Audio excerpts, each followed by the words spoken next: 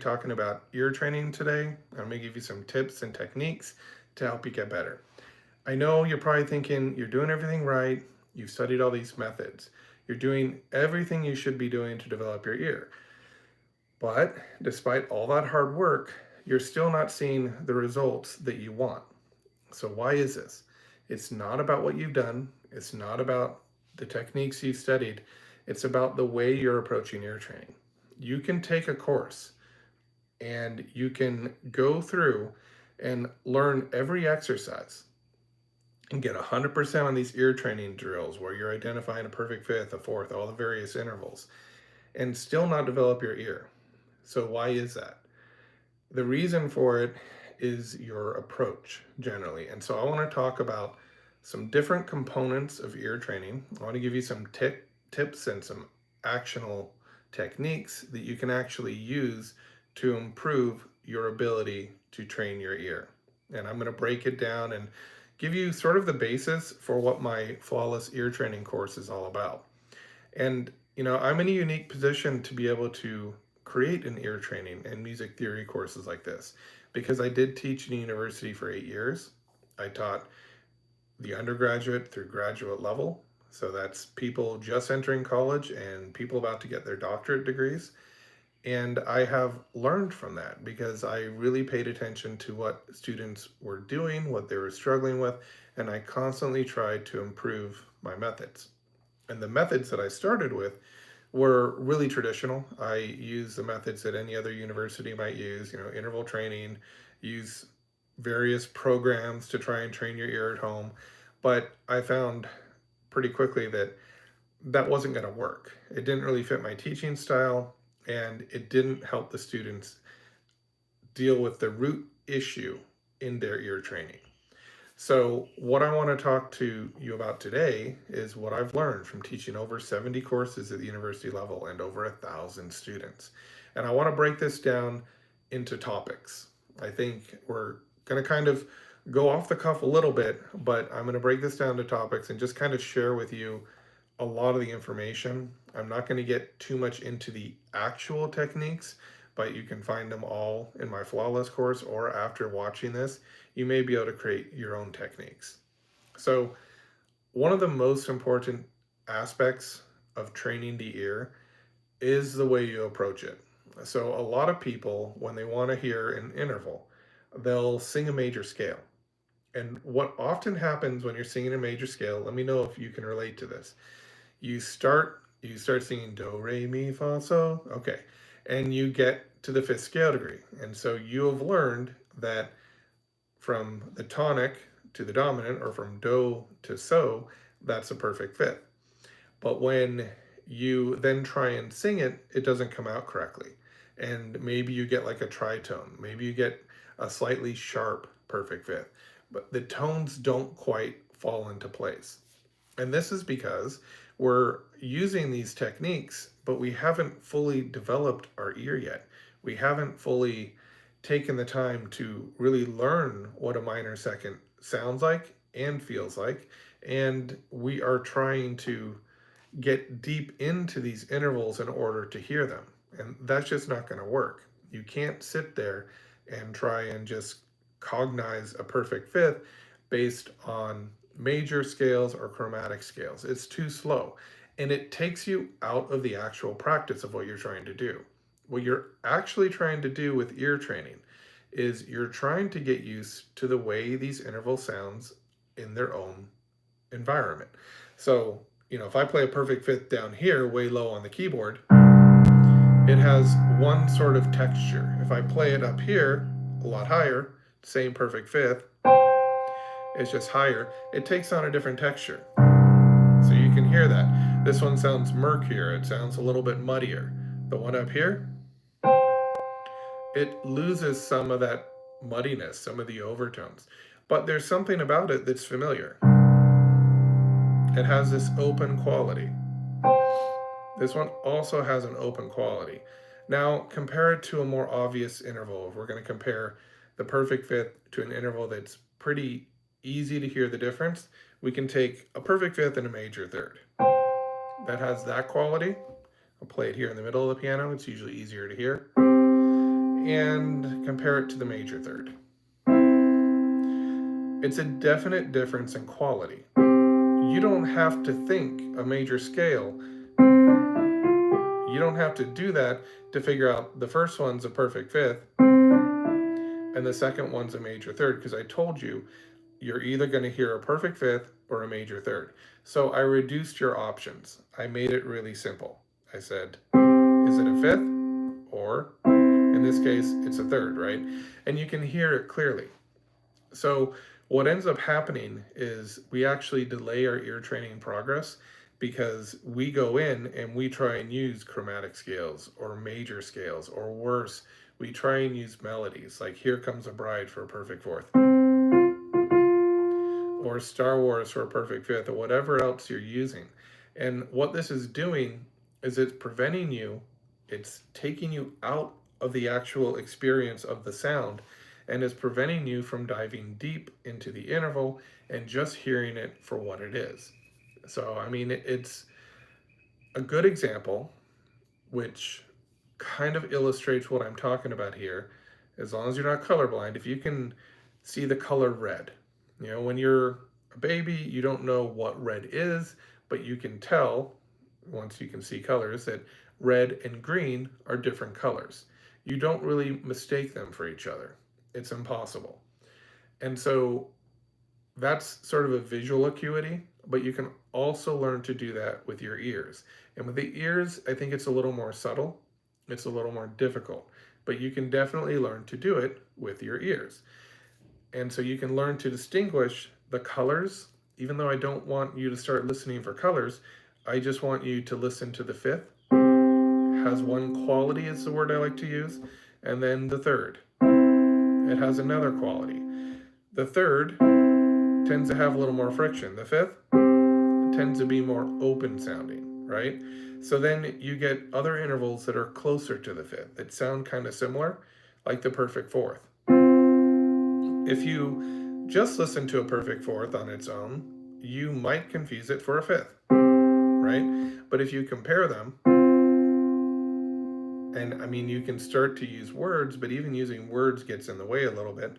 If you just start to learn to recognize the fourth has a certain quality and the fifth has a certain quality, then you'll start to be able to identify them instantly, which is much better than using songs, using major scales, using arpeggios, whatever you're doing. All these tricks you've learned, even using tonality.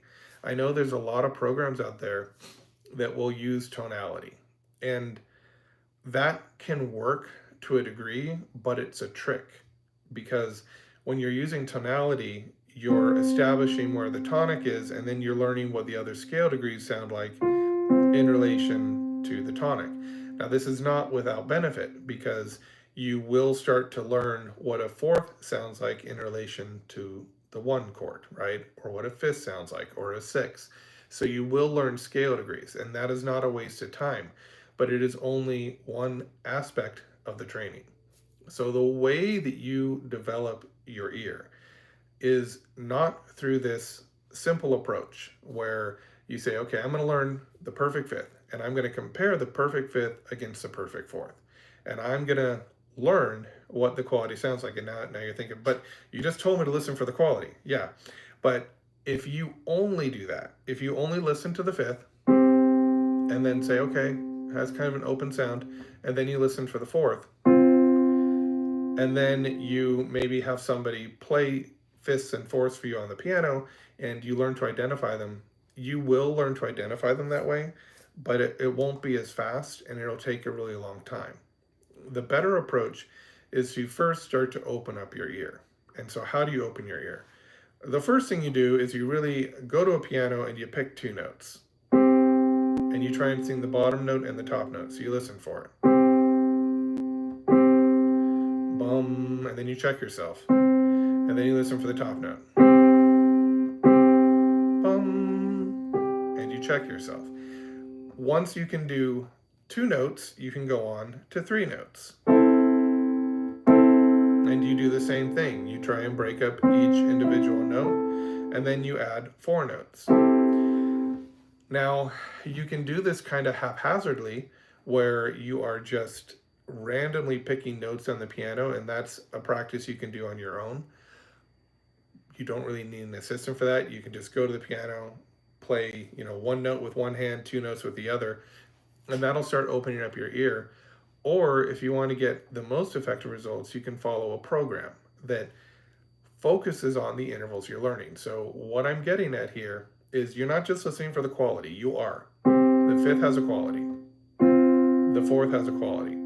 But what you're doing beyond that is you're also trying to hear them in different contexts. So here, if I do something like this, there's a fourth in there somewhere.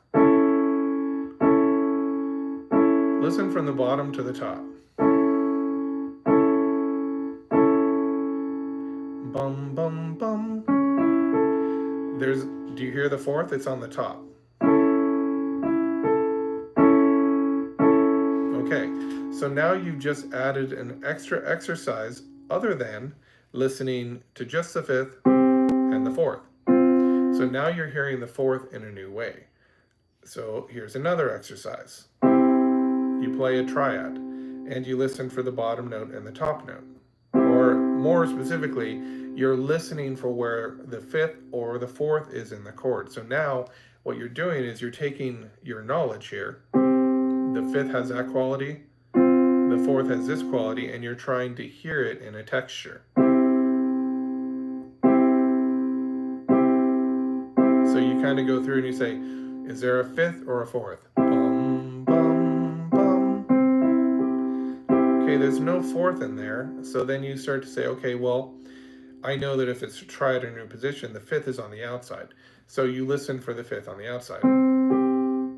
Okay, so now you've done two things. You have taken your interval training where you're listening and you really kind of have to have someone else do this or record it and then record a long enough video of you playing these intervals that when you go back, you don't remember the order because you can't know what the order is. The other option is have somebody do it for you. But you go back and now you've got exercise 1, I'll call it, where you're just listening to fifths and fourths and trying to identify them without thinking about it, without using scales, without using songs, without using any tricks. You're just sitting there and saying, that's a fifth. That's a fifth. Oh, more texture. That's a fourth. That's all you do. And then you go on to the next technique where you play it within a texture. At first, you start with chords that you know, like major or minor chords, and you put them in inversion. Later, you can do something like this, where it's not exactly a chord.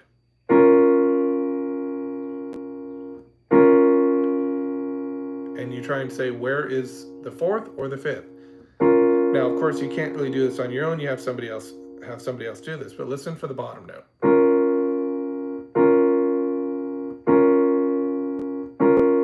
And then play the bottom note. You sing it, then you play it. Then listen for the middle note. Okay, listening for the middle note. Okay, so then you kind of rotate back and forth between those two notes.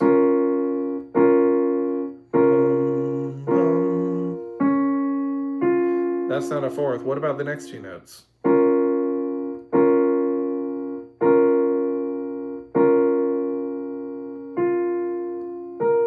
Okay, so you found the perfect fourth. So what you're doing is you are starting simply by playing your fifths and fourths and you're comparing them and you're having somebody play these for you and you're trying to identify them. And then later you try and hear it in a texture. And then later you try and hear it, well, first a harmonic texture, then later you try and hear it in a melodic texture. And at the same time, you're constantly building on the foundations, the easy stuff for some of us. Like there's a drill I do, which is very hard for a lot of people. It's chord or interval. Do you hear a chord or do you hear an interval? Now it's easy when I play them side by side.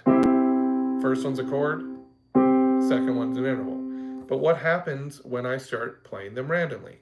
Just tell me if you hear a chord or an interval. Interval. Chord. Interval. interval. And you keep going like this. And if this is something where you get even one of these wrong, then this is going to be one of those things that is fundamental to your training. And if you don't have that ability to easily identify between chords and intervals, so knowing the individual components that are making up the sounds that you hear, the intervals and chords, if you can't do that, then how can you expect to start to hear intervals quickly? How can you hear this texture is a perfect fifth, this texture is a perfect fourth, if you can't hear that's a major texture, that's an intervalic texture?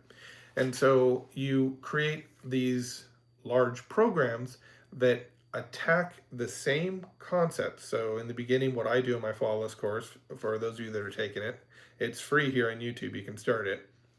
I compare the perfect fifth with a perfect fourth, and then I do this chord exercise, and I also do some unlocking drills. So I'm approaching it in multiple different ways, and that is what ear training is generally missing. Also, the sequence matters. You don't necessarily want to start with the most advanced exercise. You don't want to start with chord or interval. And as you go on, there's additional exercises that you can use to further refine your ability to just quickly identify these intervals. So you need to develop foundational skills, and you also need to develop this ability to hear intervals independently. And dictation is important. So if you don't know what dictation is, it's essentially when you go and you play, or somebody plays a melody for you, and sometimes it has harmony with it as well, and you write it down.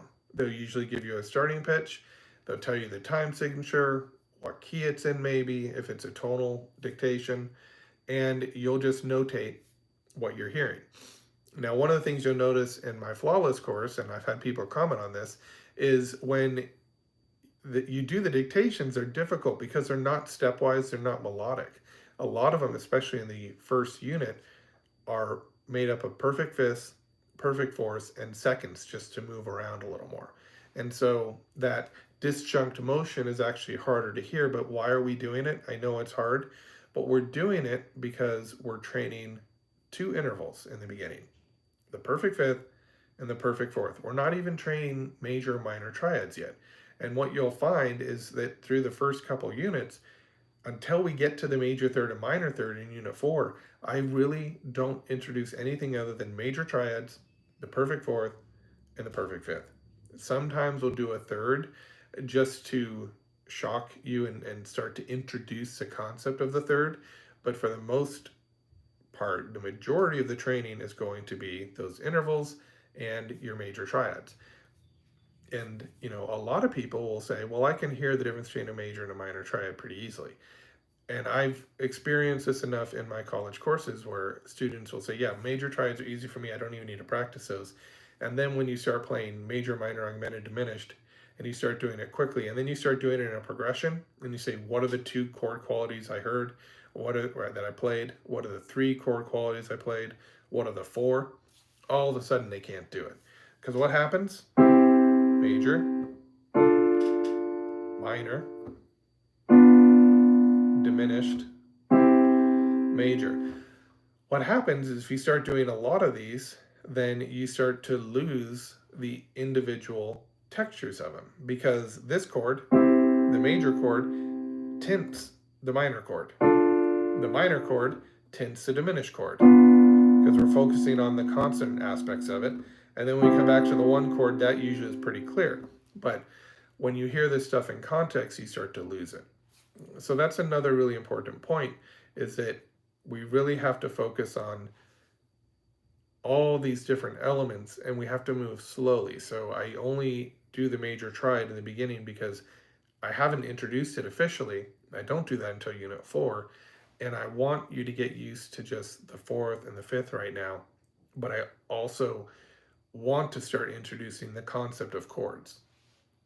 So that's sort of an overview of some of the things that you should do. And now I want to try and get into some different techniques that are just more general. And I think the first one we should probably talk about is active listening versus passive listening. So I have had people ask me, okay, what what is active listening and passive listening. I think I have a video on this, I'm sure I do, but it's probably one of those member videos. And so I just want to talk about it here right now. So I define active listening, and people can define it different ways, but I define it as when you actually have to think about what you're doing. So if you can't sing a major scale and you have to think about the major scale and you have to think about the half steps and you really have to make sure that you're staying on key. If I play a C, let's try something real quick. Here's your C. Just go ahead and sing a major scale. Up and down, use solfege, numbers, no solfege, no letters, just note names, whatever you want to do. Go ahead and do that real quick. Go all the way up and then come back down.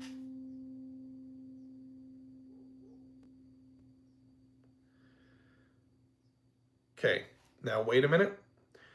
Hold that pitch in your mind, the tonic. Okay, go ahead and sing it now. Okay, so some people, and not everybody, but some people, when I played that pitch, you'll notice that you drifted. Okay, so what that means is that your intervals, somewhere in that scale, were off. One of your major or minor seconds, something was off about it. And so that skewed your intonation, and then you did not end in the same exact place that you started. So active listening at first would be trying to sing this scale. This would be an active exercise where you try and sing this scale up and down and hold that tonic. You are putting effort into doing something, right? Passive listening, and an active skill can become passive when you get good at it, is I just sing this scale up and down. I don't even think about it. I end on the right pitch and my intonation's great all the way through the scale. So we need a combination of active drills and passive drills. Passive drills are something that you can just do without effort. They're easy for you. And this is something that I often hear in my course. People will say, well, I'll practice the third or fourth exercise. I'll practice interval or chord because the other ones are easy for me. So I need to focus on what I'm not good at. But this goes back to what I said in the beginning of this discussion. You don't just practice what you're good at, because those easy skills, they are setting a foundation and they're making it stronger so that when you start building other things on top of it, those other skills are reinforced. And so there are intended to be certain exercises that are easier than others. That is intentional. We don't want to just have a bunch of exercises that are really difficult and that we have to try and master before we move on. So that's why my flawless course it was designed from the beginning this way. But as I've said in other lectures, I had to make it so that you would kind of work on it till perfection until I was able to release the next video, because it's taken me a while to do these, especially while teaching full time. And so my way of keeping people active was to say, you need to get 100%. And that ensured that they really understood everything in that video and they wouldn't lose their progress. But the way it's designed is really you can go one lesson per day. And at most, you take 3 days. So if you get a perfect score, don't do the lesson again. Go on to lesson 2. And then if you get any wrong, then just complete the lesson 3 days in a row and then go on, regardless of what you're having trouble with. Because the way the course is designed is to allow you to constantly target the same exercises, but from different angles. So you'll get better. You'll stagnate if you only do the same exercise every day. And that's what a lot of ear training programs will do. They'll be like, okay, well, once you can master this, then we'll go on to something else. And what ends up happening is there are huge leaps in difficulty. So with my course, there's difficulty built in, and very few people would be able to go through each exercise without finding at least one exercise that's difficult. And that subtle difficulty is what makes it more difficult going on. But this idea of active listening and active exercises, I have something called mirror exercises where literally you just go.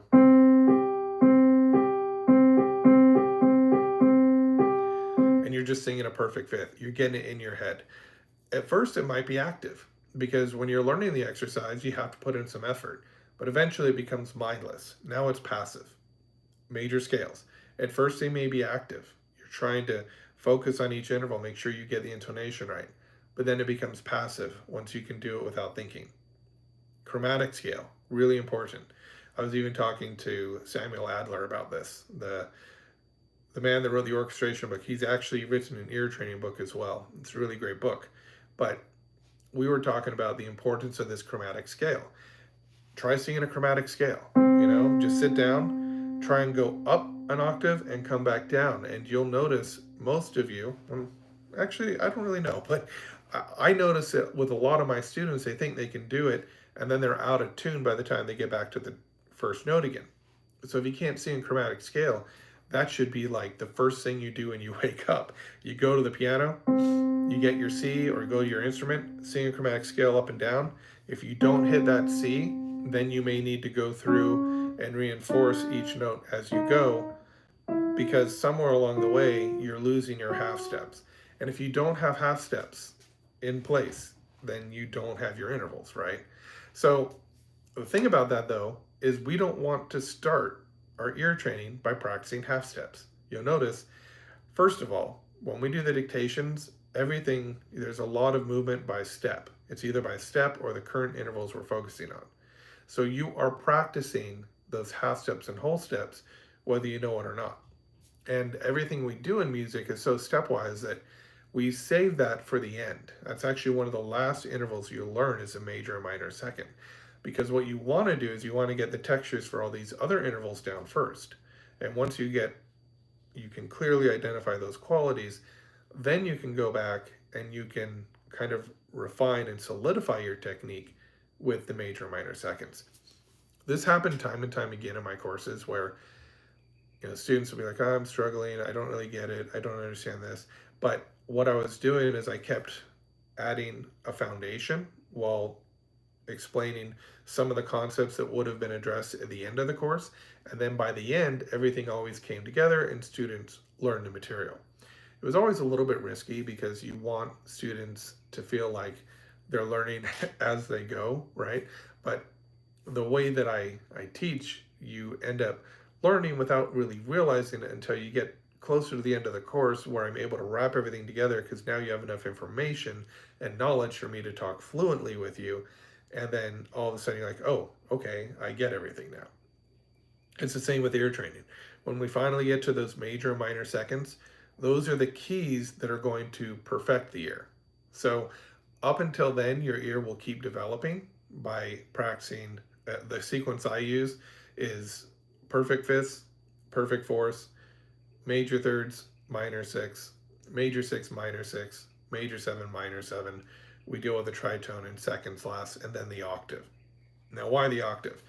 One of the things that happens, and you'll notice this, is when you first start out, most of us can sing an octave pretty well, and we feel pretty confident. We actually think it's an easy interval. And then once we start doing ear training, all of a sudden we can't hear the octave anymore. Have you ever had that happen to you? Where you've been doing ear training and then all of a sudden you're like, wait a minute, I can't hear an octave anymore. That used to be easy for me. The ear training's ruining my ear. I've actually had students worry about that. And it's not. It's just that as you're learning the different textures for all these other intervals, you're learning the perfect fifth, the perfect fourth, kind of at the same level that you originally heard the octave. All of a sudden, it makes the octave harder to hear because it is a transparent interval and you're not practicing it. And you haven't actually ever studied the octave. It was just something that you kind of intuitively knew. And so now we have to go back and we have to reinforce it. But we wait till the end. We don't want to do that in the beginning. So the important thing here, getting off this active listening, I'm kind of rambling a little bit, but going back to the active listening, active activities, if there's effort, it's active. If it's easy, it's passive. You need both. You need some exercises that are just mindless, that you can do without struggling at all. But they need to be graded in a way that they're reinforcing whatever else you're doing in a particular lesson.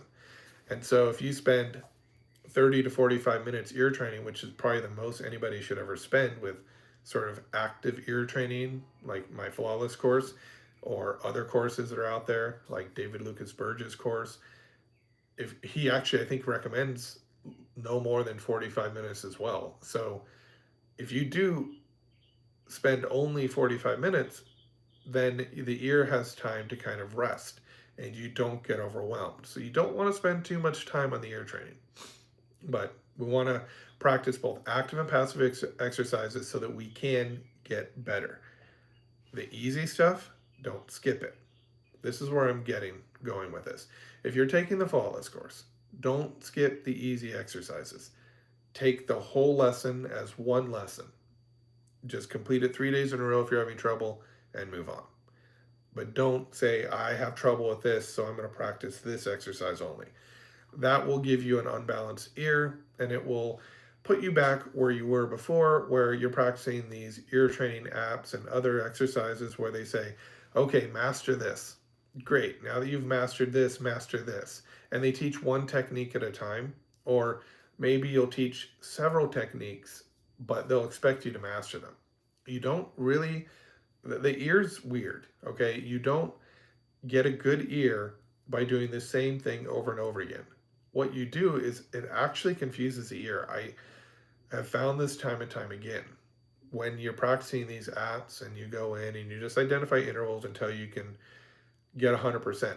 When you go on to the next thing, all of a sudden you put so much effort into that one exercise, your ear gets good at identifying the intervals in one context or whatever exercise you're doing. Sometimes they'll do like identify a sus4 or something like that. And you'll get really good at that. Well, because you haven't been doing it in a musical way, and I know that what I do in the Flawless course isn't really musical, but it's in context. You hear chords, you hear harmonies, you're trying to break into the sound of these chords and intervals. You're doing all this stuff to develop the ear, right?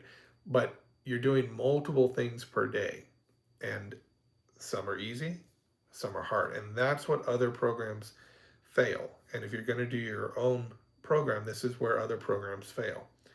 They don't continue to have you practice the easy exercises, and it's a hard thing to do. I had to put a lot of thought and a lot of effort into thinking, okay, I'm going to have 12 intervals at some point.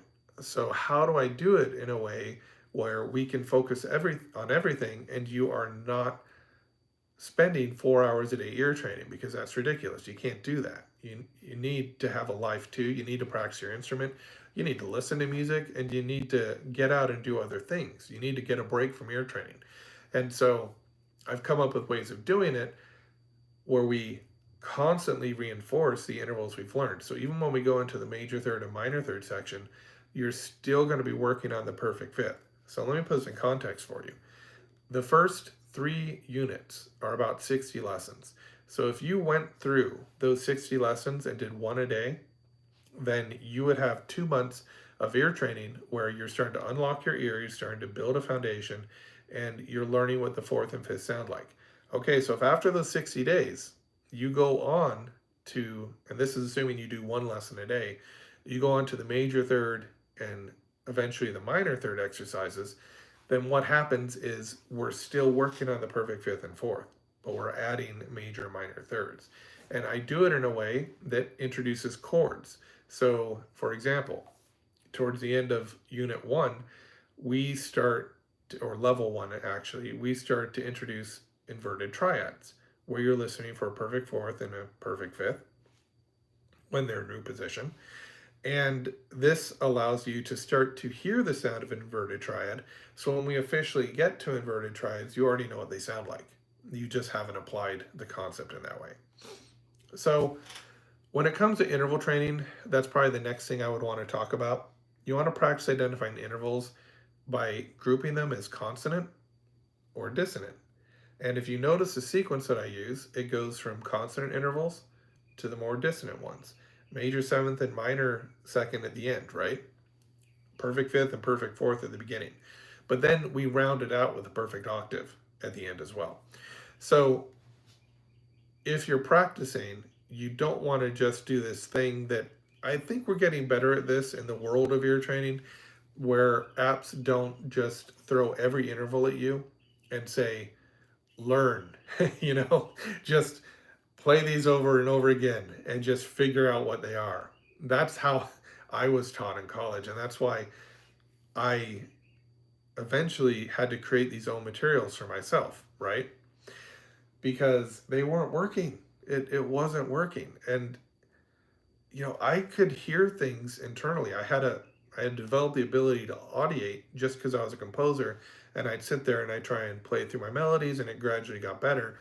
And later I created techniques for that too. But the ear training, they have this idea that this is kind of the standard way to teach, is that if you get the Altman book, it's a big book of melodies, and they're not actually perfectly transcribed, by the way. They're transcribed for the purpose of ear training to make them a little easier to sing, but they're excerpts from the orchestral literature in a lot of places. Sometimes they're folk songs, and they pull from a lot of different areas. And the idea is that if you practice sight singing every day, that will help your ear. But again, it's the way that they're approaching it. And so what ends up happening is a lot of students will practice sight singing, but they'll practice singing in relation to a key. They'll practice memorizing, rote memorization. And to a degree, if you're only dealing with tonal melodies without a lot of accidentals in there, you will get better at sight singing. You'll get better at singing, right? But what happens is you never actually are, you're not developing the ear. You're developing your ability to sing a song. You're developing your ability as a singer with sight singing exercises. So I'm actually going to tell you something here that's going to come up later in my course. And it drives people absolutely crazy. But if you approach sight singing in this way, you're going to see better results. So let's say you're dealing with a tonal melody. That actually doesn't matter. You can be dealing with a tonal melody or an atonal melody. The first note that you see, forget about the key, you sing 0. And when I did this with my more advanced ear training classes, they saw pretty good results, but it was something that I couldn't actually implement on a wide scale because it wasn't part of the curriculum review. There's a whole process in the university where you have to be very particular about the way you teach. And it has to be that way, because if you have multiple instructors teaching a course, you want everything to be consistent so that when we go into the next semester, no matter what teacher they are with, it's going to be consistent. So, I mean, there's logic to it, and I agree with that. But there's a technique that I used to like to introduce just for my students who want to practice it. So you start with a 0. And then let's say you have a C that goes to a D in the melody. So you remove the rhythm entirely. From the C to the D, you know is a major second. So you sing 2. That indicates 2 half steps. So you sing the C, 0, and then you go 2, so that you are aware that you're singing a major second. And then let's say it went to an E flat. You'd sing 1, 0, 2, 1. And you do it this way where you're associating numbers with half steps. Because what often happens in sight singing is we don't think about the half steps. We think very much tonally within a key. But when you start doing it this way, it's really hard to do. But when you start using half steps, so up to 11 here, and 12 if you have an octave, although what I would usually do with the octaves is I just have them say 0, 0, right? Because it's the same pitch, really. When you do it this way, you actually start to develop your ear in a much more profound way. The sight singing is slower to learn, but then later on, you'll start to actually do sight singing with intervals. And so you get really fast at it. So that's something you can do. But the problem with traditional sight singing is that we don't teach that. We really don't, and we teach rote memorization, and it only has a small effect on the ability to develop the ear in a profound way. All right. So another thing you can do when we get past interval training, you want to, this is something we do in the beginning, but eventually we want to get away from this. We want to think about chord families and chord functions. So you can group chords by their function. So like tonic, dominant, subdominant, right? And at first, you just get used to hearing them in root position. That's what I do in my course. I tell you that's a 1 chord. That's a 5 chord. 1 chord. And I stay in the key, so it's only 2 chords. 5, 5, 1. Okay, so you've got your 1 chords and your 5 chords. What are you doing? This goes back to the thing I said in the beginning, approaching something in multiple different ways. So I'm learning the perfect fifth, but I'm also learning tonic and dominant. I'm reinforcing it. So then what do? I add the 4 chord. So now I have the perfect fourth in there as well. And if I play from here, the tonic down here, to the 4 chord up here, it's a fourth. If I go the other way, it actually becomes an interval of a fifth between the bass notes. Because inversions, they work that way. So you start to learn chords by their function. And the goal of this is to be able to, it's not really what you might think, because it's not that I'm trying to teach you music theory. It's not that I'm trying to teach you Western music. I'm actually just trying to help you open up your ear in the most effective way possible. But when you consider that the majority of music is focused on the tonic, the predominant 4 chord, and the 5 chord, and then when you realize that you're listening to this kind of music all the time, you're going to start to hear this in the music. And so anytime we can do something in ear training that reinforces your experience in the outside world, we focus on that, especially if it lines up with what we're trying to do with interval training, right? So if we're focusing on a fourth, tonic, predominant, or we can call it subdominant, whatever you want. Subdominant is a little bit better because predominant is technically either a 4 chord or a 2 chord. So they're different. Subdominant refers specifically to the 4 chord. But the idea here is that we focus on these chord families because they're in so much of the music we listen to, and then you get real life ear training. And that's kind of a key here. You have to create a program that only lasts about 30 minutes, no more than an hour. 30 minutes is a really good amount of time if you're actively engaged. 45 minutes if you're not so engaged. If you want to have a little bit more relaxing of a program, you can do 45 minutes, but then you're dealing with, will people actually stay for 45 minutes, right? So that's what you want to do, is you want to focus on that stuff because it reinforces the intervals you're working on, and it also teaches them to hear them in real music. So hear it in the music they listen to. So another thing that we can talk about, and there's just so much here, but I'm trying to go through this kind of quickly, sort of layer awareness, where you have chord or interval. That's one part of it. The next part would be, I play a standard chord, because major minor chords are easier to hear the root, third, and fifth. So if I start with a major chord and I say, what's the bottom note? Can you sing it? And then I play it. Did you get it right? Okay. What's the middle note? Middle note is what people usually miss. Can you sing it? What's the top note? Can you sing it? So I will do that in the beginning and I'll do it only with major triads, because here in the bottom, you have a major third, then here on top, you have a minor third. And then when we get to the major minor thirds, we've been focusing on those. But what happens is in the major minor thirds, once we start focusing on those, then I'm prepping you for the major minor 6.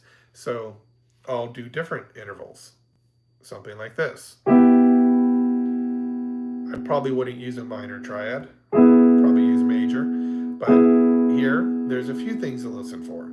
First of all, there's a perfect fourth in there. Can you find the perfect fourth? Okay, there's also a major 6 in there. Can you find it?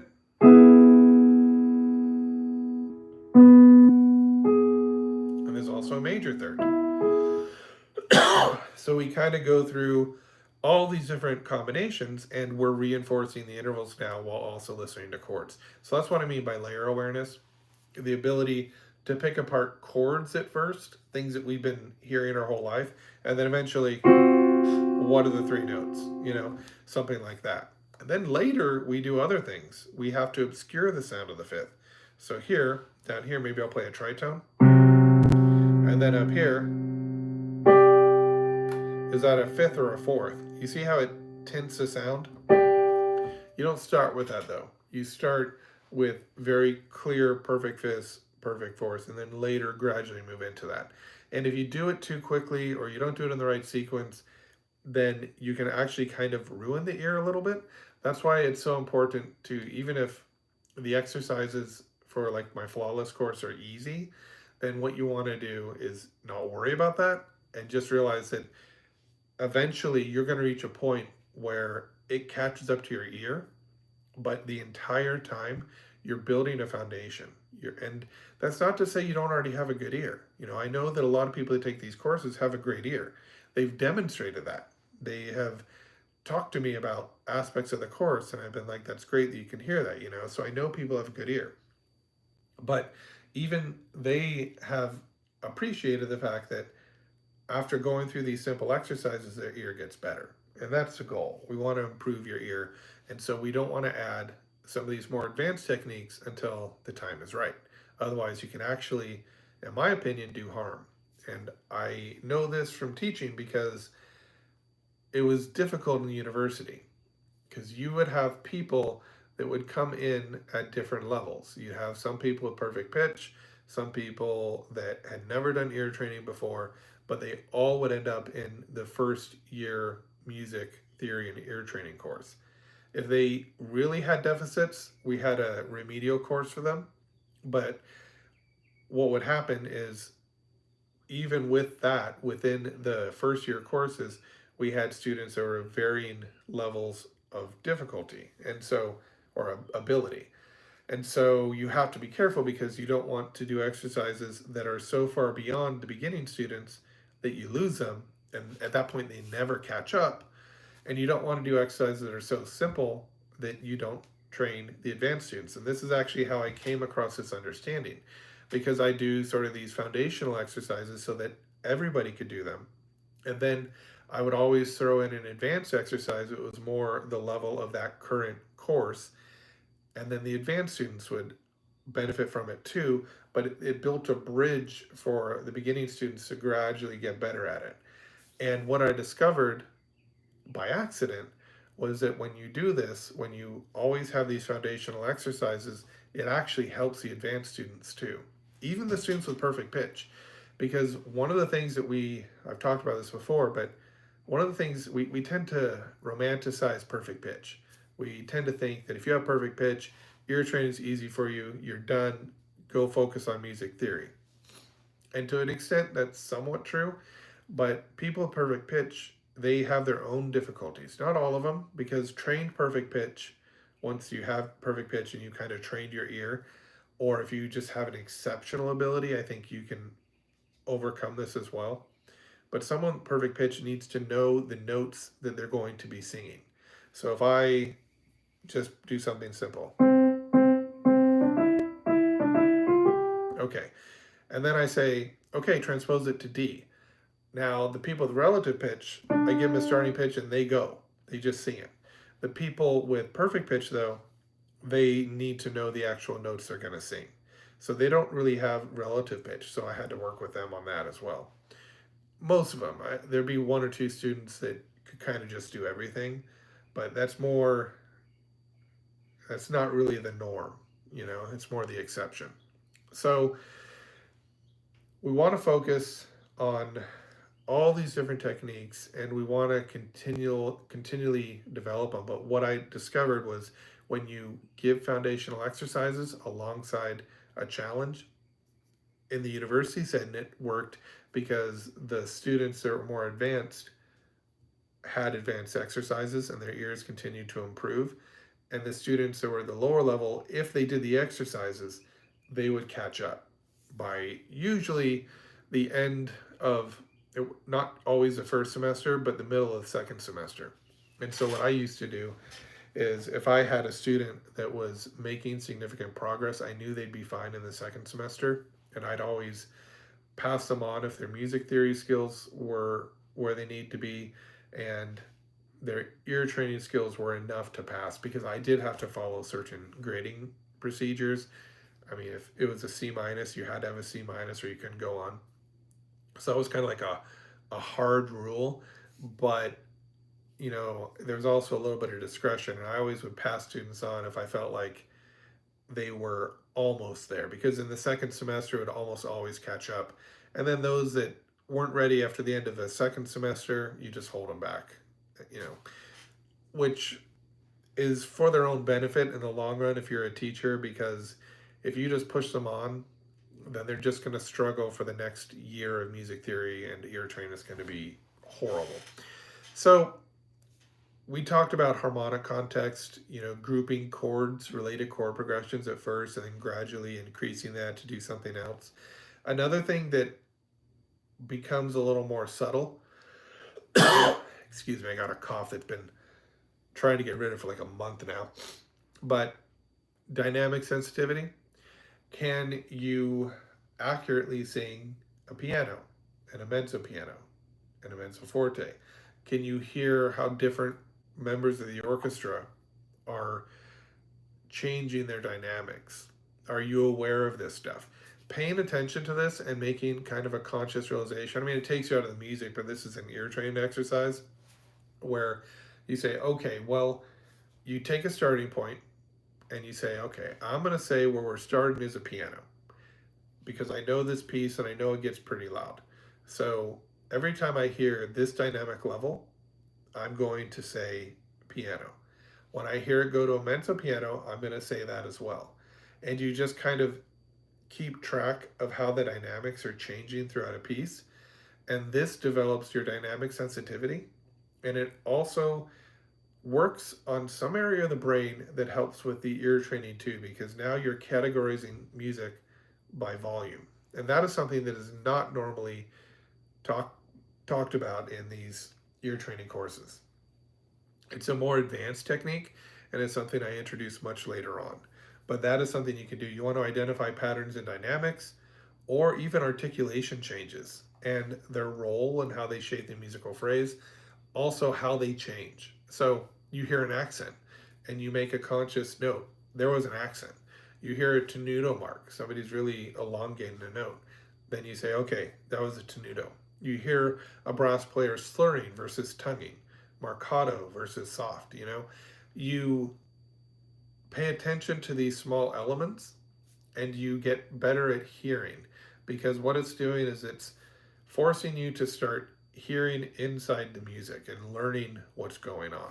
So that's another thing that you can work on, is just practice identifying, even if it doesn't matter if you're right or wrong, because it's hard to be right or wrong. I mean, conductors will completely override dynamics. Musicians will override dynamics. So what might be written as a piano in the score ends up being like a mezzo forte, because what they want actually in the score is kind of a soft texture, but what the musicians interpreted it as maybe a little bit different, and so they play it in mezzo piano, but give it that soft texture. Or forte might not be played forte; it may just be played broadly. So dynamics will change based on how the performers interpret it. But for this exercise, all you do is pay attention to how they change in relation to whatever starting dynamic you give yourself. So another thing that is something you should do is, I mean, just listen to a lot of music. If you're not listening to a lot of music, then you are not challenging your ear. And so it's really important to just get out there, listen to as much music as you can, and perform as much music as you can. But just performing isn't necessarily enough, because when you're performing, you're in the middle of the band and you don't get that outside experience. So you want to go to concerts, you want to listen to recordings, you want to get out there and be active in music. And as long as you've done your ear training in the morning, and that's why I really recommend ear training first, if you can, schedules permitting. Because then what happens is you set the stage for the rest of the day. You get that ear training done in the morning, and then for the rest of the day, you have set the brain to start hearing these intervals and chords, whatever you're working on, and so it reinforces the ear training. If you do it at night, there's a benefit too. And I've had people ask me, well, can I do it in morning at night? I mean, I guess if you're using it as kind of a wind down, then there is a benefit to doing ear training before you sleep. So I'm going to tell you a little story here. When I was in my master's program, what I would do with a lot of things is if I had to learn something new, I'd study it for an hour or two, I'd sleep for 10 or 15 minutes. I'd go back, study more, sleep for 10 or 15 minutes. And I found that what this did is it allowed me to learn the material more effectively. And so what I'm getting at is if you're to do ear training right before you sleep, the benefit is it's the last thing you did, you're making it a priority, and that sleep can help you kind of organize the information. And then if you do it in the morning when you wake up, then you get to start all over and reinforce it in a slightly different way if you're practicing new exercises each day. And so I do think there's a benefit to that. My only concern is that you end up doing it too much at the expense of actually listening to music. So a better option at night, rather than going through like an entire ear training lesson again, I think would be maybe just having some intervals on in the background, the intervals you're working on. Or maybe just listening to some simple music, like listen to chorales, Bach chorales, just listen to a few of those before you go to sleep because you've already primed the ear in the morning. And then at the end of the day, you're giving it a practical example to kind of dissect while you sleep. That could be really beneficial. It's not something I really talk about in my ear training course, and I probably should and probably will mention it now because I actually think that's a really good idea. And that can help you more than actually doing another session. Because the danger here is you don't want to do one session in the morning, which is at a certain level, right? And then you come back and you do another session in the afternoon. Okay. So let's say the session in the afternoon isn't as good as a session in the morning. You don't want to have multiple sessions of varying effectiveness, right? You want to just, this is what I got done today in the morning. And then I went through the rest of the day. I listened to music as I could, and then maybe listen to some simple music at the end of the day before I went to sleep. So that's my advice on that. So another thing, which is really good, transcribing music, and that's why we do dictations. Transcribing music can really help develop your ear, and it can help pretty quickly. Okay, but it's not transcribing music that does it. It's the way that you approach it. Like all these things, the way you approach it matters. So with interval training, just as a refresher, we don't go in and use major scales or familiar tunes to learn these intervals. We try and recognize them at face value for what they are, what their qualities are. And we try and hear them in multiple different contexts, right? That's the correct way to do it. The incorrect way to do it, of course, is to break it down and always sing a major scale to find your perfect fifth or fourth or whatever. So when transcribing music, the correct way would be to figure out the key first. Like, okay, it revolves around D. All right, I think we're in D minor. And then from there, you actually sit there and it takes a lot longer and you go part by part. So maybe you take the top line first and you try and transcribe as much as the melody as you can. You can check it on the piano, but only after you've made a guess. So let's say we have an A, and then you hear it go to a B flat in the music. But you sit down and you write A to B. Okay, so you wrote that A to B, then you go to the piano and you play A to B, and you realize it was wrong. So you go back and you figure out what was it? A to B flat. Okay, that does sound different. And then you write down the correction. So the idea here is that you try and transcribe each note without the piano first, and then you verify using the piano. That would help you get better. And don't start with a really complex piece. Honestly, Bach chorales.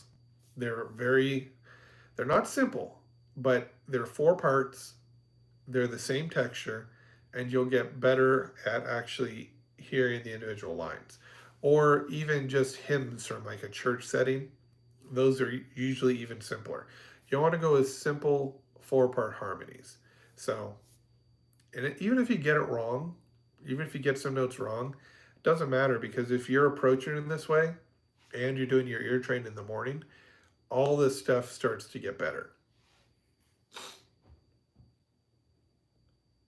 So let's see, what else can we talk about here? We talked kind of about chord interval connections, where, you're not just hearing a major chord, you're hearing a major third and a minor third, a perfect fifth, and then whatever the inversions are. So you want to make sure you do stuff like that. I want to talk about one thing, which I've talked about a little bit today, I think, but there is a technique where you basically learn scale degrees. So everything is in relation to a tonic, or you'll use movable do. Here's my problem with solfege. Solfege is really useful for singing. Now, when you use fixed do solfege, what happens is T is often turned into C. So the reason for that is because in fixed do, you don't have a tonic. And so you don't want to have a strong accent like T, because it sounds like a leading tone. So when you use movable do, T makes sense, because you got do, re, mi, fa, sol, la, T, do, right? That T has a strong tendency to resolve to the do. So it makes sense there. But if I'm in D major, B is no longer going to have that accented sound. So the problem with using solfege in general is if you use fixed do, each note starts to get shaded by the sound of the solfege. If you use movable do, then you're not giving your ear anything stable to kind of latch onto. And so it's tough, because you would want to try and retrain your ear without using movable do.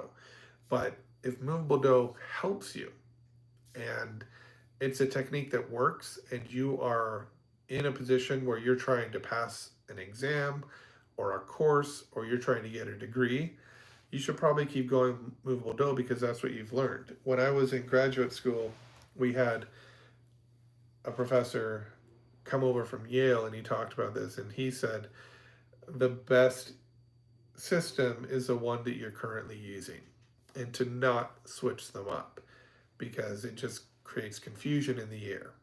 And then later, I had to learn 6 different methods for ear training: fixed do, numbered system, movable do. There were 6 different systems we had to learn. And what I found was, rather than confusing the ear, it actually made me more fluent, because I no longer associated individual notes like C with do. You start to get to a point where C is just do, and you take the sound of do and somehow insert it into the sound of C. So my problem with fixed do and these other systems where you're using solfege is that they prevent you from listening to the quality of the notes and focusing on the interval relationships. Now, if you can do it in a way where you're still focusing on the sound and you're just using the solfege as kind of a way to stay on track, I think that's a little different, but I don't really know how you do that. So that's why I usually recommend don't use anything when you're audiating, at least when you're audiating, which means you're hearing the music internally. Hear the pure sound. Hear the piano in as much detail as possible. Hear the voice in as much detail as possible. Hear the violin in as much detail as possible. Whatever you have to do. But don't use solfege when you audiate, because now you are taking away the colors and the sounds of these individual notes. So I'm not a big fan of movable do. I think, and I said this to my college students, and they said that was kind of a low key insult to people that use movable do. And I'm not insulting anyone, but I think movable do is really good for early ear training, like when you're very young, because it teaches a concept of the tonic. It teaches a concept that melodies revolve around a certain note and there's certain functional steps, and so is always going to be the fifth. And so it teaches stuff like that, which is great when you're young. But then as you get older and the music becomes more complex, I suppose you could switch to the inflections where you have do, di, re, re. You're starting to use the notes in between the half steps, and that can help you sing chromatic music. But I think that there's a certain point where you want to eliminate this dependence on tonality because you just want to be able to sing the note relationships. And so that's why I'd say if you're going to learn a solfege system, learn fixed do with the inflections. So C sharp is always D, you know, something like that. So there was something else I wanted to say about movable do. If it comes to me, I'll bring it up again. But there are reasons to use it. It is a technique. But again, if it's the only technique you use, then I think it reduces your understanding of music in general, right? So if the only way you can sing a melody is by relating it to the tonic, then you want to focus on the half steps instead. Try using fixed do and focus, or the number system that I told you, where you start on 0. If there's a half step, it's 1 is the next note. If there's a whole step, it's 2. If you come back to C, well, if you have a repeated note, then I usually have them go back to 0. So if you have a melody that goes from C to G, you'd say 0, 7, because there's 7 half steps. It also teaches a number of half steps. If you repeat that G, then I say go back to 0. 0, 7, 0, because now you're going to think about the next relationship. 1, okay? So that's how I'd approach that. But with movable do, I think you can use it. I don't think that you have to eliminate it. Just know that you should try other ways too. You want to constantly expand what you're working with. All right. So this is sort of the basis for what I do when I teach ear training, when I'm thinking about a program. Now, when I did the Flawless course, I sat down, I mapped out all 16 units, and I was very careful to make sure that everything moved sequentially. One of the things I always wanted to do in my college courses, but I never really had the time for. Oh, okay. How would you approach hearing key changes in a song? Oh, I got part of that. I missed it. You know what? I'm going to go see if I can try and see this on my computer real quick, because I always forget there's a chat here. I'm just on my iPhone right here, and if you send me a message, at least with the iPhone, I see that you sent me a message, but then I don't actually get to see the comments. They don't last long enough. So you might hear, there we go. All right, let's see. How would you approach hearing key changes in a song where the key changes frequently? Are there rapid tonifications? Thank you. That was what I want to talk about with movable do. For example, the standard Have You Met Miss Jones or Coltrane's Giant Steps. Okay, so I wanted to talk about this. If you are using, and then I'll answer your question more directly. If you're using movable do and there's constant key changes, or you're playing like an atonal piece, then I think movable do can work. I usually say fixed do is better because then you're just singing the actual notes in each individual, C is always do. But with movable do, how do you sing atonal music? The way you have to do it is you have to constantly change key. So if you get like, let's say you start on C, so do is going to have to be where you start because there is no tonic. And then you go to G, you'd go do, so, and then you go down a half step. Well, now maybe so is the tonic, so now you have to go to T. So this is a problem with movable do is you have to constantly change keys. You have to constantly modulate to sing anything that's highly chromatic. If you use fixed do, I think the problem's solved a little bit. But key changes in a song where the key changes frequently or there are rapid tonizations.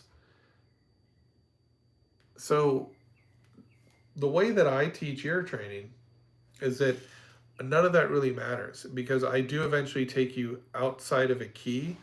And so you're not really thinking within a key by the end of this course. You're thinking more about the actual chords that are being used. And so, I mean, that's actually a difficult one to answer. But you can approach it one of two ways. If you want to take the tonal approach, then you have to constantly change the tonal center and be aware of how these tonal centers are shifting. And that is going to be pretty difficult. If you just hear relationships, though, then it doesn't matter what key you're in. So let's say you want to stay within a major tonality, but you're going to constantly shift. Like maybe you go from C to G major, and then maybe you go to D major. So you have to kind of shift your context with each new key. I don't know if that really answers your question, but when it comes to key changes, I mean, you really just have to get to the point where first you can hear the structural chords within a key, the simple ones 1, 5, 4, 2. And then from there, you want to start to hear the pivot chords and the secondary dominants and the other methods that we use to modulate into a new key. So if I'm in C major and then I hear a major 2 chord, okay, I should immediately know that I probably just played a secondary dominant and my next chord is going to be G because I heard a major 2 chord in C major. So instantly I recognize that's a major chord, that's a second scale degree, that's not right. I'm modulating. And you have to learn all these different techniques and you have to learn them slowly. So you could start with sort of the secondary dominant. Learn to hear secondary dominants on scale degree 2 first, like, and then on other scale degrees as well. So scale degree 2 is a 5 of 5, right? But you also want to learn like a 5 of 4, which is usually a 4-7, a 5 of 3, a 5 of all these other scale degrees. Once you have that down, that helps you trigger when you hear that odd major or hopefully dominant 7 chord, because that makes it easier to hear. On a scale degree it shouldn't be on in the key, it triggers you to know that we're modulating. And then pivot chords are a little harder to hear because they're the same chord in 2 different keys. But once you realize that usually a pivot chord will confirm the key with kind of a 1-4-5-1 progression, then you know that you have modulated the 1-4-5-1 or 1-2-5-1, some sort of conventional progression lets you know you're in a new key. So you have to start to hear these things and they have to be fast because here's the problem. When we do improv, and I'm not an improver, but I know a lot of people that do. I've played in bands where we have to do stuff like this.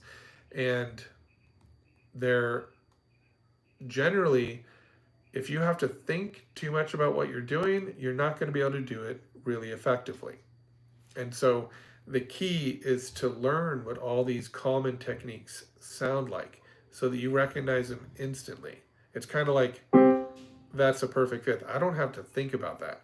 I just know it's a perfect fifth. So you have to build a large base before you can approach hearing these key changes in a song where they're kind of like rapidly changing. So, I mean, that's the short answer, is that you got to go through the process. And if you go through the process and you learn these different techniques, you'll get better at identifying them in real time. The other thing is just lots and lots of practice, because there's not too many pieces that are using weird chord changes. right? I mean, it's not random. It's usually like using the circle of fifths, especially in jazz. We tend to use pretty simple progressions to get from one place to the next because the band needs to be able to follow. And I mean, you can go from C to G and it's a change. It's a change that's interesting. So you have to just build your ability to hear these different chord changes. I mean, that's kind of what my approach would be is you have to work up to it. And you just have to practice the things that are really easy for you at first and you gradually increase their difficulty.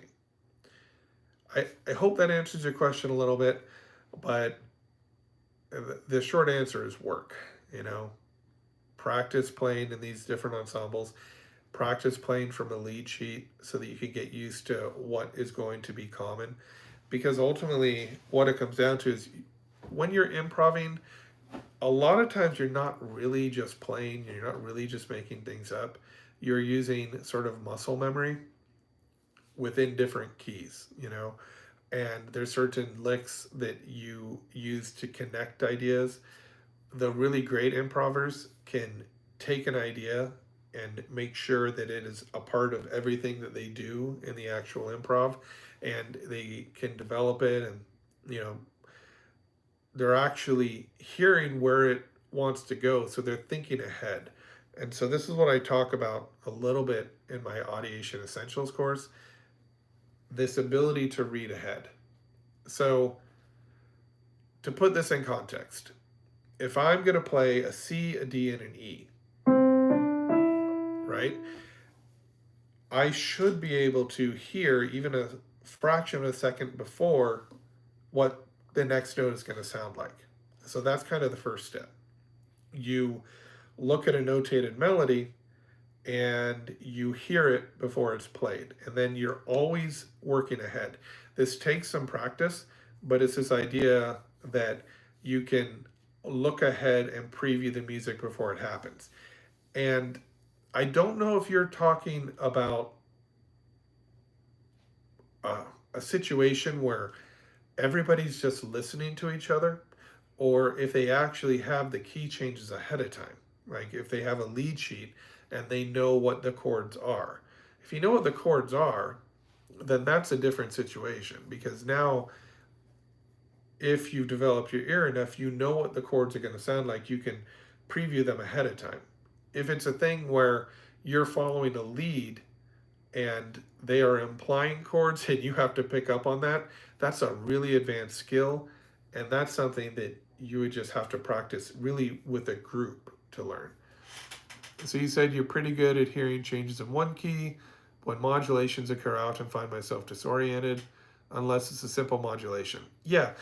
So in general, most modulations, especially in an improv type situation, they generally don't use direct modulations unless we have already decided ahead of time what the progression is going to be.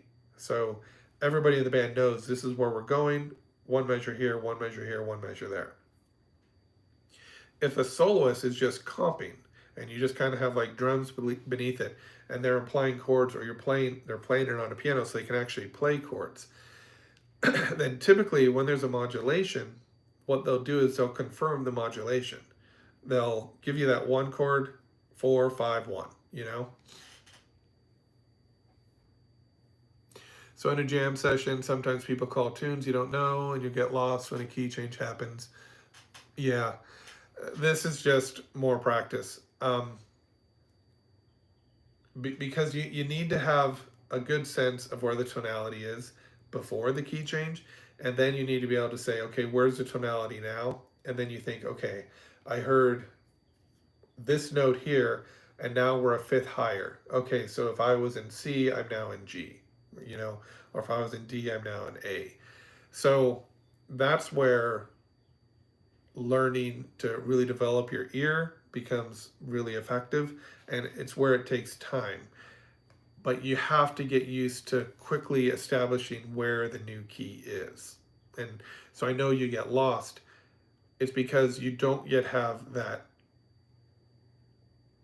that interval training in a sense and that chord training down to the point where you can hear the new key. So, for example, oftentimes key changes will occur using fairly simple intervals like a fifth or a fourth. And so that's why we focus on the fifth or the fourth first, because those are going to be the most common ways people modulate, right? They're simple, they're easy. You follow the circle of fifths. I mean, you can literally have somebody say, we're going to start on D in the circle of fifths and we're going to go around. And every time you hear the chord change, you'll know that it's the next slot on the circle of fifths. So if you can start by doing that, where you can actually, you yourself, just sit down and play in C and then modulate to G, confirm G, play a 1 4 5 1 in G, and then get yourself to D and keep playing the same melody and over again and go through the circle of fifths. What that will happen first is that will help you to identify the actual slots. It'll get you kind of this internal feeling of how fifths work. And then try thirds, try fourths, try different intervals, modulate to different keys and do it in a consistent way. So if you're going in major thirds, go from C to E, E to G sharp, which would end up being A flat, and do it this way. This is one way to start developing your ability to hear key changes, because there's only 12 intervals, and a key change from C to B in that direction, it's really just going to go down a half step. Not that hard to hear, So you start with the common ones, which would be the circle of fifths, and then maybe you go to fourths, and then you go to thirds. Kind of the same system that I'm using. And then once you get a fifth, you actually have the fourth too, because the fifth is just an inversion. So you just need to practice modulating yourself. Improvise on a melody and just have a little jam session of your own where you're like, okay, I'm in C, I want to get to G. How am I going to do it? As you're playing, you're thinking about the ways that you can have the modulation occur and then confirm it.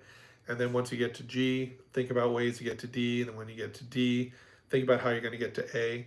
And this will give you a sense for developing this ability. So your memory of the previous key is wiped clean. Yeah. Yeah. And so musical memory is an issue. It's something that, you kind of develop simply. In some ways, it's not a horrible thing that when the modulation happens, your memory's wiped clean, because as long as you can figure out where the modulation is, then you can just exist in that new key and not worry about where you came from. But the solution to this is to practice modulating at home in private, and to just keep working through these foundational lessons and these skills. Like, you build a program essentially where you learn all the fundamentals, and what it will do is it will increase your total memory as well. It'll increase your memory for everything. It'll increase your memory for tonality. It'll increase your memory for individual pitches in an atonal piece. You will start to learn to recognize the relationships between keys, so that even if you kind of have a short-term memory, you'll be able to say, oh, I went from C to D. I went from C major to D, or C major to D minor, you get more specific. So yeah, you really just have to keep practicing and practice these changes in a consistent way, because the reason I say circle of fifths first, you go from C to G. Okay, that's a fifth. You just heard what a fifth sounded like, and you did it on your own. And then you go from G to D. You just heard what another fifth sounds like. Okay, so then you go on to thirds. From C to E, you hear what a third modulation sounds like.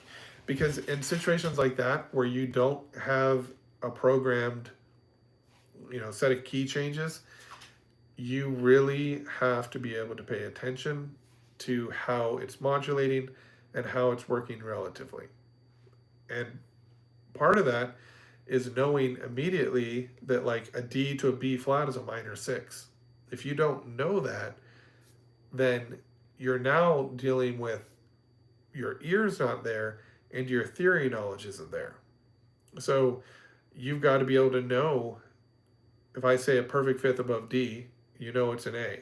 If I say a minor 6 below A, you know it's a C sharp. You have to be able to do that instantly too, because the theory, especially in jazz, especially in improvisation, it has to match your ear. And so that's why later on in my courses, I'll actually have you name the letter name. I'll say sing the letter name, because I'm trying to teach you what all the perfect fifths are, what all the perfect fourths are. It's a really important thing. So yeah, my solution is keep doing foundational exercises every day. This is what I'm talking about. You come in wherever you're at, you do your ear training every day, you get it out of the way. So then for the rest of the day, whatever time you have, you practice stuff that you're having trouble with. In your case, hearing key changes. Where do they just go to? I don't know. And you'll find that when you get the fifth key changes down, that's going to be the majority of them. Another thing you can do is practice going from one scale degree to the next in both major and minor, and hearing what it sounds like to go from C to D, right? To E, to A.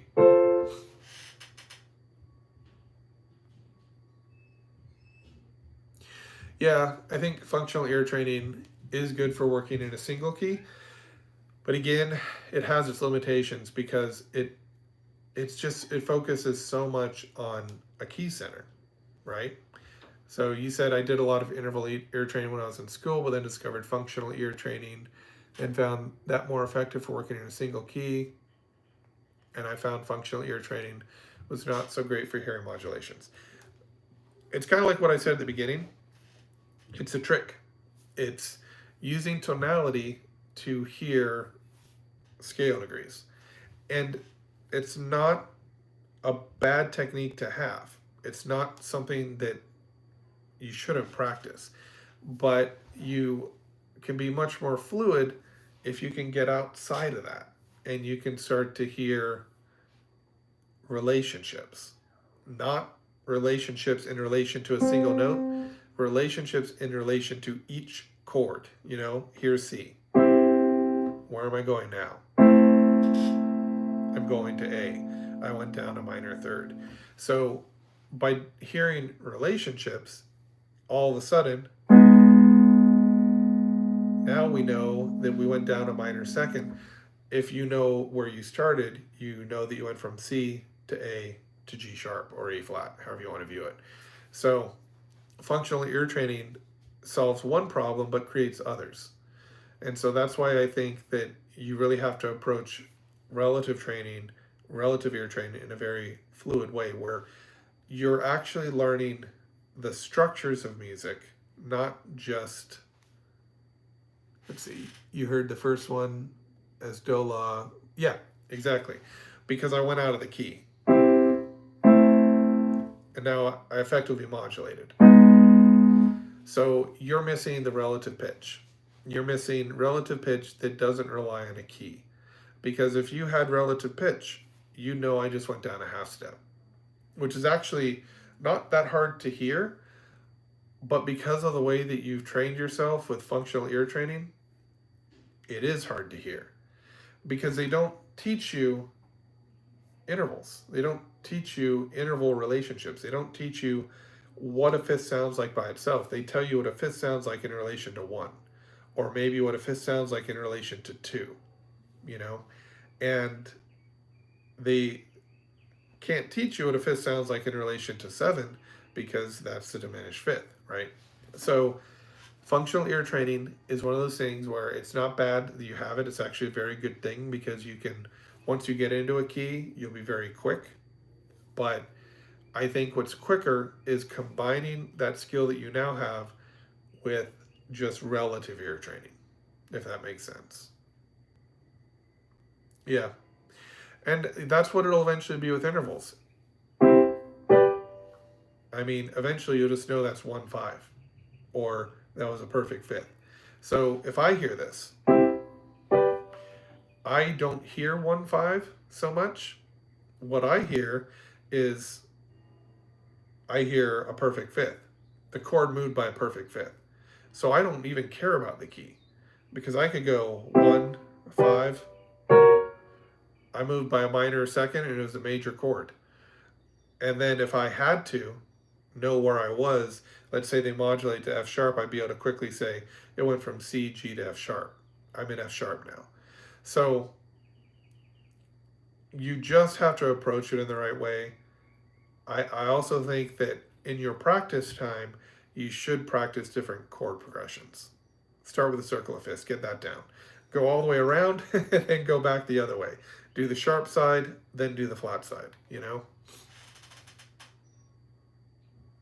Right, pulling out the root from the chord. But then if they're an inversion, I still know it was a fifth because what I eventually teach is how to instantly know where the root of the chord is. You know, the root of the chord's up here. And inversions at first we teach in close position, so you can't insert any other chord numbers in between. But eventually what happens is we expand it, you know. And so I may have something like this. I'm going to try and really stretch this out.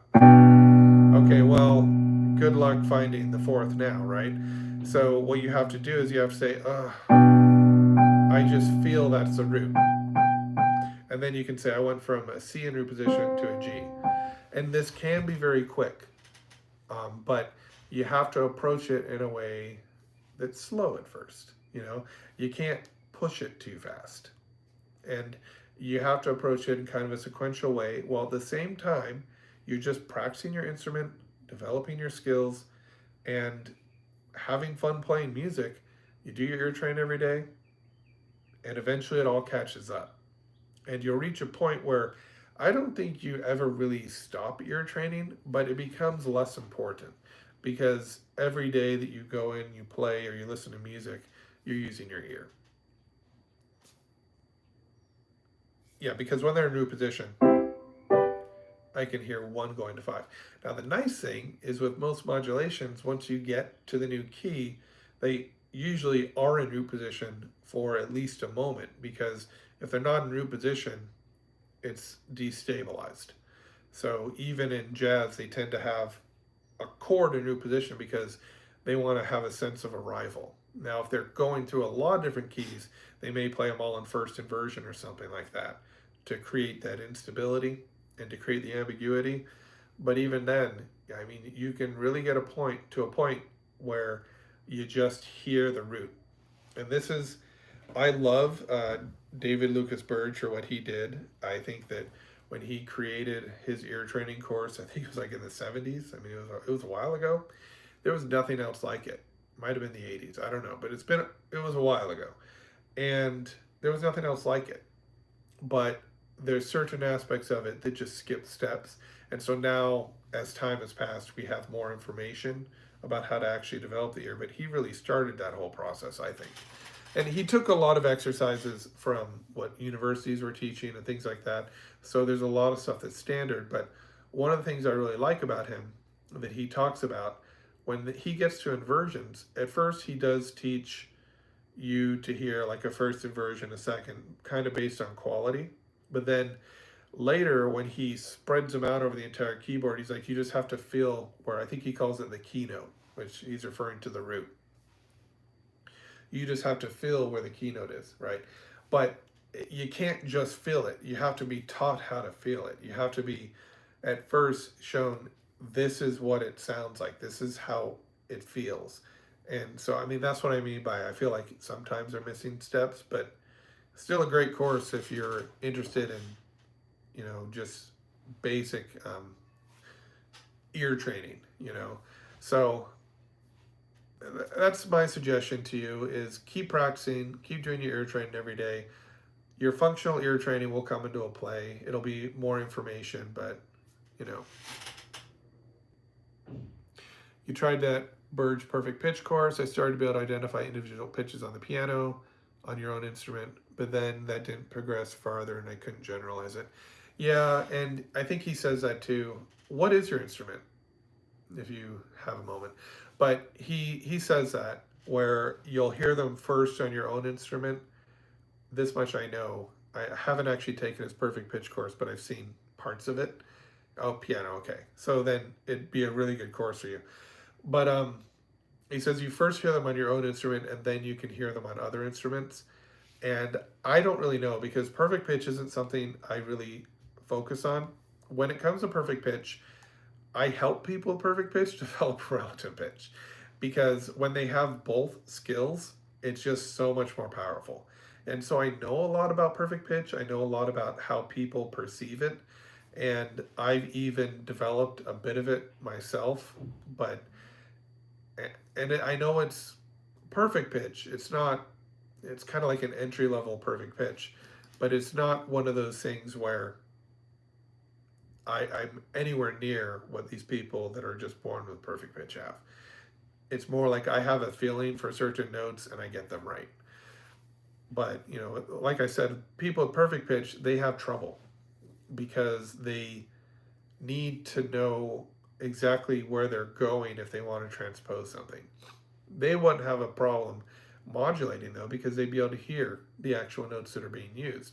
But then they might have some trouble improvising because they're not fluid, just kind of playing in a key, relatively speaking.